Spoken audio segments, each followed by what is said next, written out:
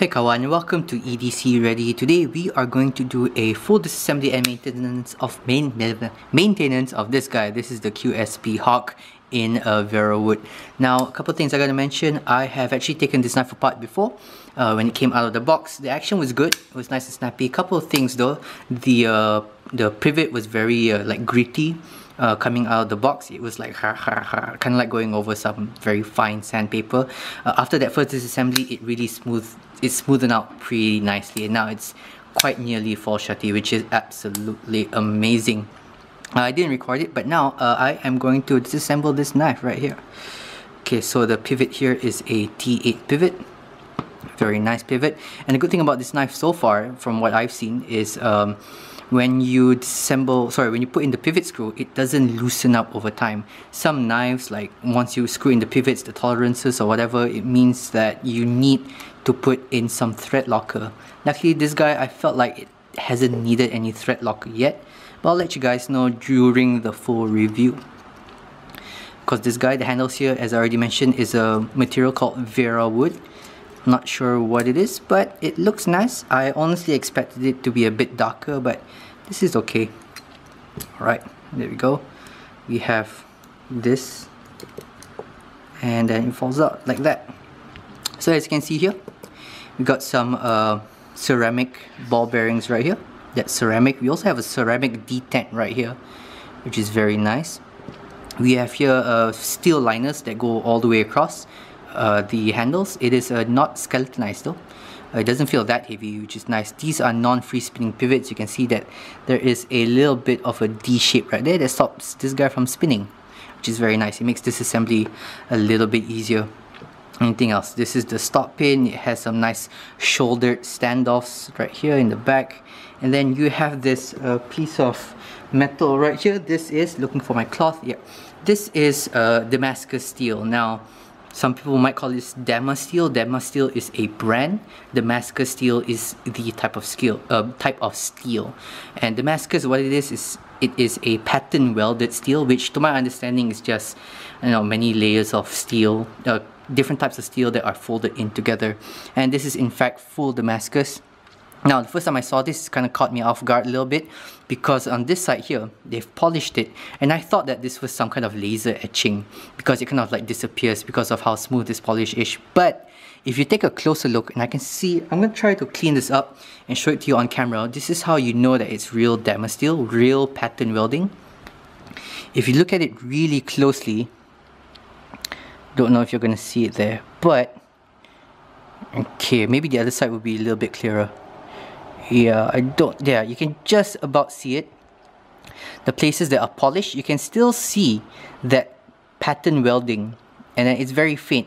So a sign that it's real Damascus Steel here is that if it's just like laser engraved or whatever, once you polish this up, it will be completely smooth. There will be no like pattern whatsoever. But there you can still see just the faintest hint of that pattern welding. Of course, it really faded out as they polished it. You can still see it there, and at the same time, the welding, it's still consistent with the Damascus pattern right here. You can just about see it there, and it's going to be difficult to pick up on camera, but once you look at this in real life, you can really see all these like very fine patterns here match up with the patterns here, and then they're all like it flows from here to here. So that's a sign that this is real Damascus Steel. Something that a lot of people are worried about with some of these cheaper, not to say cheaper, but more affordable knives that maybe don't have as much global brand recognition. So QSP is definitely on the uprise right now. It is like where you expect. I would like liken it to Best Tech or whatnot in terms of people knowing about QSP, especially here in Southeast Asia and Malaysia. Alright, so I've cleaned that off. By the way, on the inside here, it's very well polished. I think you guys caught my forehead just now on camera. These ceramic bearings, I don't know if they're a lot better than steel bearings, but you know, it's an upgrade, I suppose. Don't know if it makes that much practical difference, but maybe in the long term, ceramic bearings just hold their shape a little bit better. Okay, now I'm just gonna clean up this, guys.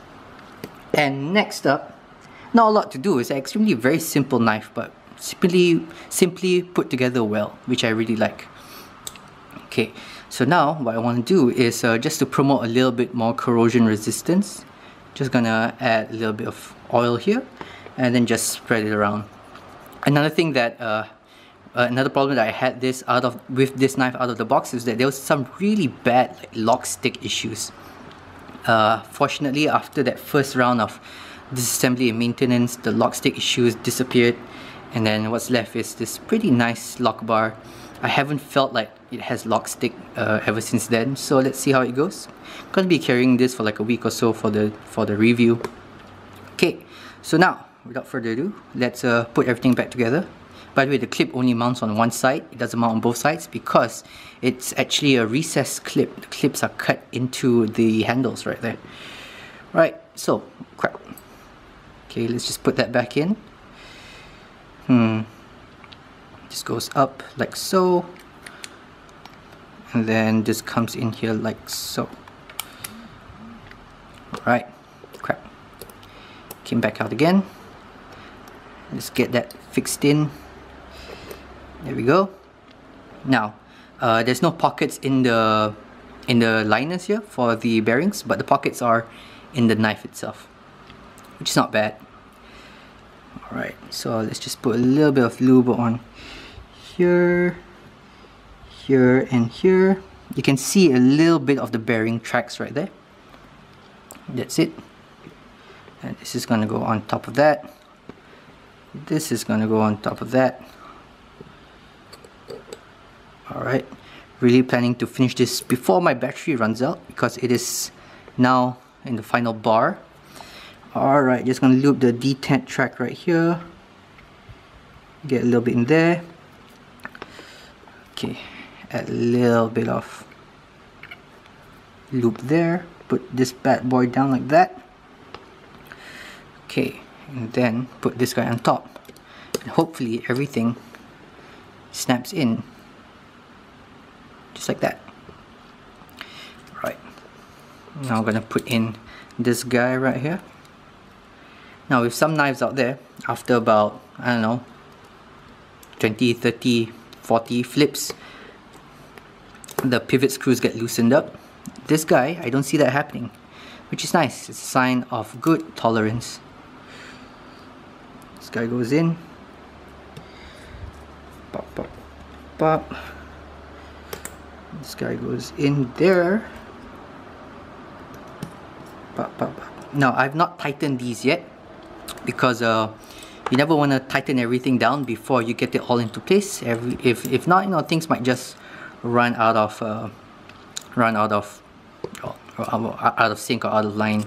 Now, one thing I did notice about this knife is that the pivot screws, it does not give you a lot of range to work with. Some pivot screws are a little bit longer, so you can like completely tighten it and loosen it up a bit, and then it will still drop shut without any kind of blade play. Right now, it's still a little bit of blade play. So this guy actually needs to have the pivot screws tightened all the way down. No blade play. How's the action? Smooth. Action is butter smooth. How's the centering? Centering is not the best. Maybe about 10 or 15% off. However, that is okay with me. It's not like Spyderco Para 3 Lightweight, which is quite a bit off. However, to me, as long as it's not touching the liners, it's fine.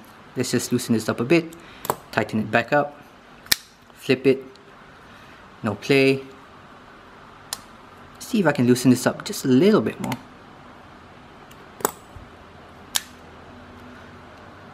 There's a tiny hint of play. Let's just tighten it up half a turn. Tiny bit of play left. Yeah, it has to be maximum tightness. Now there's no more play. Super smooth. Now, one thing I like to do is sometimes it's not centered because these screws just have a little bit too much tension in them. So just gonna release the tension and then just hand tighten it back in. Like so. Okay, no difference there. Oh yeah, there's a little bit of difference. Now it's about 5% off or 10% off. Whatever, that's good. sub 10 minutes to disassemble this knife. So wait for the full review, and thanks guys, as always, stay ready.